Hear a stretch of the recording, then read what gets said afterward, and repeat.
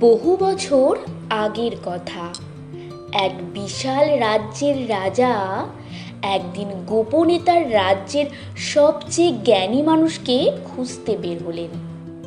তার উদ্দেশ্য ছিল সমাজের সবচেয়ে জ্ঞানী ও যোগ্য ব্যক্তিকে নিজের প্রধান উপদেষ্টা হিসেবে নিয়োগ করা। রাজ্যের এক প্রান্তে তিনি একটি ছোট কুঁড়ে ঘর দেখতে পেলেন। সেখানে এক বৃদ্ধ জেলের সাথে তার নাতি থাকত।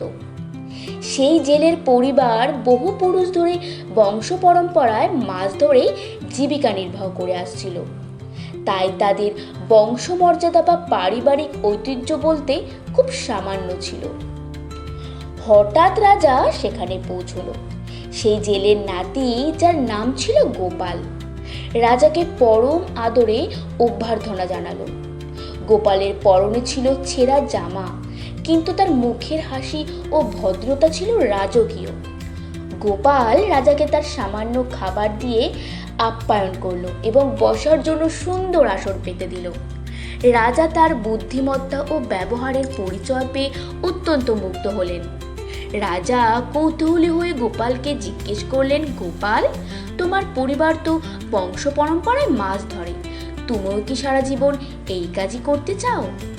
গোপাল বিনীতভাবে উত্তর দিল, মহারাজ, আমার বাবা বা আমার পূর্বপুরুষেরা কি কাজ করতেন বা তারা কতটা দরিদ্র ছিলেন তা আমার আসল পরিচয় হতে পারে না।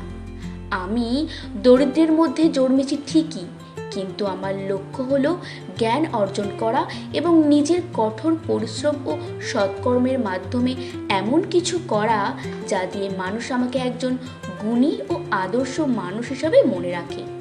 বংশ আমার পরিচয় নয় মহারাজ, আমার কর্মই আমার ভবিষ্যৎ। গোপালের এই কথাটি রাজাকে ভীষণভাবে নাড়া দিল। তিনি বুঝতে পারলেন, বড় বংশ বা ধনী পরিবারে জন্ম নিলেই কেউ মহান বা যোগ্য হয়ে যায় না। যোগ্যতার মাপকাঠি হলো তার চিন্তাধারা ও কাজ। রাজা সাথে সাথে গোপালকে তার রাজ দরবারের প্রধান উপদেষ্টা হিসেবে নিয়োগ করলেন। গোপাল তার সততা এবং কঠোর পরিশ্রমের মাধ্যমে পরবর্তীতে রাজ্যের সবচেয়ে সম্মানিত ব্যক্তিত্বে পরিণত হলো। বন্ধুরা, আপনার জন্ম কোথায় বা আপনি কোন বংশে জন্মেছেন তা আপনার নিয়ন্ত্রণে নেই, কিন্তু আপনি কিভাবে জীবনযাপন করবেন এবং কি অর্জন করবেন তা সম্পূর্ণ আপনার নিজের হাতে। সমাজের চোখে বংশ বা উপাধি সাময়িক হলেও নিজের সততা ও শ্রম মানুষের স্থায়ী সম্মান এনে দেয়।